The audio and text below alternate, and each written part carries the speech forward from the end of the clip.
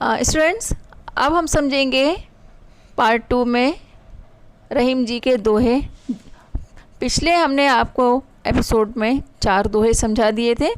आज 5th number का जो दोहा है, दीरघ दोहा अर्थ के आखर थोरे आए, ज्यों रहीम नट कुंडली सिमटी कूद चढ़ी जाए। इसमें रहीम जी ने कहने का यह प्रयास किया है कि कोई भी दोहा जो होता है तो अच्छा लिखने वाला जो व्यक्ति होता है, अच्छे राइटर्स जो होते हैं, जो दोहे लिखे जाते हैं उनके द्वारा, उसमें बहुत कम शब्द होते हैं लेकिन उनके अर्थ बहुत ही बड़े होते हैं। बड़े का कहने का मतलब ये है कि उसके अर्थ इतने मीनिंगफुल होते हैं कि मनुष्य के जीवन में वो कहीं ना कहीं उतरते ही हैं। हर किसी मनुष्य के जीवन में वो दोहे कहीं ना कहीं सार्थक दिखाई देते हैं। तो दोहे जो होते हैं कम से कम शब्दों में लिखे जाते हैं लेकिन उनके अर्थ बहुत गहन होते हैं, बहुत मीनिंगफुल होते हैं। जिस प्रकार रहीम जी उदाहरण देते हैं कि एक अच्छा बाजीगर या एक अच्छा खिलाड़ी जो होता है, एक छोटे से रिंग में से, एक छोटे से सर्कल में अपने पूरे शरीर को समेट करके उसमें से निकल जाता है। तो यहाँ पर इन्होंने उदाहरण यही दिया है कि एक छोटे से रिंग में से जिस तरह से एक अच्छा कुशल खिलाड़ी अपने शरीर को समेट के निकल जाता है, इसी प्रकार एक अच्छा राइटर जो होता है, अच्छा लेखक जो होता है, अच्छे कवि जो होते हैं, कम से कम शब्द दोहे में लिखते हैं और उनके अर्थ बहुत ही महान होते हैं। नेक्स्ट है, धनी रहीम जलपंक को लघु जिय पियत अखाए, उधधि बड़ाई कौन है जगत पियासो जाए। इसमें रहीम जी ने यही समझाने का प्रयास किया है कि मनुष्य यदि को बहुत बड़ा हो जाए और बहुत बड़ा होने के पश्चात उससे किसी व्यक्ति का कुछ लाभ ना हो, किसी व्यक्ति को किसी तरह की मदद ना मिले, तो उसकी महानता किसी काम की नहीं है। जिस प्रकार एक छोटे से कीचड़ वाले तालाब, पंख जो यहाँ इस्तेमाल किया है शब्द पंख यानी कीचड़, एक कीचड़ से भरे हुए तालाब का जो पानी होता है, उस तालाब के पानी को मनुष्य पीकर अपनी प्यास को बुझा लेते हैं। लेकिन जब समुद्र के किनारे जाएं तो इतना महान समुद्र, इतना अधिक पानी उसमें होने के पश्चात भी लोग समुद्र के किनारे से प्यासे ही आते हैं, क्योंकि उसका पानी पीने से किसी की प्यास नहीं बुझती और ना ही उस पानी का हम पीने में इस्तेमाल कर सकते हैं। तो इन्होंने रहीम जी ने बहुत ही अच्छा उदाहरण दिया है कि जिस प्रकार छोटे से कीचड़ भरे तालाब का पानी पीने से मनुष्य की प्यास बुझ जाती है, लेकिन बहुत महान समुद्र का पानी पीने से या उसको उपयोग में लाने से ही मनुष्य कतराता है, क्योंकि उसका उपयोग हम अपने दैनिक जीवन में नहीं कर पाते हैं।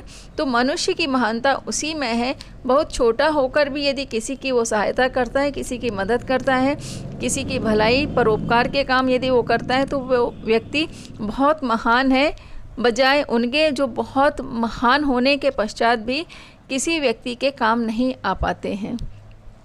नेक्स्ट है, नाध रीझ तन देत मृग नर धन हेत समेत, ते रहीम पशु से अधिक रीझेऊ कछु न देत।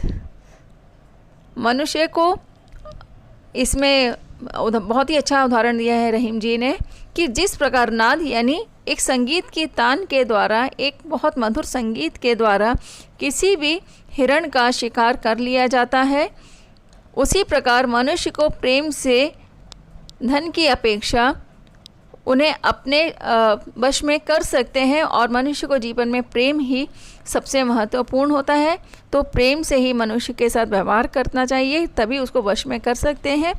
वश का मतलब यहाँ पर है कि अपना बना सकते हैं। लेकिन मनुष्य वो बहुत ही बुरे हैं, पशु से भी बेकार हैं, जो दूसरे व्यक्ति से खुशी तो हासिल कर लेते हैं लेकिन बदले में उन्हें कुछ नहीं देते हैं। कुछ नहीं का मतलब ये कि बदले में उन्हें प्रेम नहीं लौटाते हैं, बल्कि उनके साथ कुछ बुरा करते हैं। तो वो मनुष्य पशु से भी ज़्यादा बदतर है या बेकार है, जो दूसरे मनुष्य से खुशी हासिल करने के पश्चात उसे कुछ नहीं देते हैं। नेक्स्ट इसमें दिया है, बिगड़ी बात बने नहीं लाख करो किन कोय, रहीमन फाटे दूध को मथे न माखन होए। रहीम जी ने बहुत ही अच्छा इसमें प्रयास किया है मनुष्य के जीवन में उन्हें अच्छी तरह से समझाने के लिए कि मनुष्य को जीवन में बहुत ही सोच समझकर ही बात करना चाहिए, बहुत ही सोच समझकर व्यवहार करना चाहिए और बोलना चाहिए, क्योंकि यदि एक बार बात अगर बिगड़ जाती है तो लाख प्रयास के पश्चात भी वो बात अच्छी तरह से नहीं बन पाती है। क्योंकि जिस प्रकार यदि एक बार दूध फट जाए तो फटे हुए दूध को हम कितना ही मथेंगे उसमें से मक्खन नहीं मिलेगा। तो इसी प्रकार मनुष्य का जीवन है कि सोच समझकर यदि बात करेंगे तो अच्छा व्यवहार उनको बदले में मिलेगा, लेकिन यदि एक बार बात बिगड़ गई तो लाख प्रयासों के पश्चात भी वो बात नहीं बन पाती है। नेक्स्ट दोहे में रहीम जी कहते हैं, रहीमन देखी बड़ेन को लहू न दीजिए डार, जहाँ काम आवे सुई कहाँ करे तरवार। बहुत ही सुंदर उदाहरण दिया है रहीम जी ने कि कभी भी मनुष्य को बड़े मनुष्य को देखकर, यानी किसी महान व्यक्ति को या ऊंचे पद वाले व्यक्ति को देखने के पश्चात या उनके साथ रहने के बाद छोटे व्यक्तियों को नज़रअंदाज नहीं करना चाहिए। क्योंकि जिस तरह से सुई जो काम कर सकती है वो काम तलवार नहीं कर सकती है। तो इसलिए कभी भी बड़े मनुष्य को, महान व्यक्तियों को देखकर या उनकी संगत में आ जाने के पश्चात या बड़े बन जाने के बाद कभी भी छोटे व्यक्तियों को नज़रअंदाज ना करें। नेक्स्ट दोहा है, रहीमन निज संपत्ति बिना को न विपत्ति सहाय, बिनु पानी ज्यों जलज को नहीं रवि सके बचाए। इसमें भी बहुत ही खूबसूरती से इन्होंने समझाया है मनुष्य को कि मनुष्य के जीवन में उसकी जो निजी संपत्ति होती है उस संपत्ति के बिना बाहरी सहायता उसकी कितनी भी की जाए उसकी विपत्ति में वो उसके लिए महत्वपूर्ण नहीं होती, वो उतनी सहायक नहीं हो पाती है।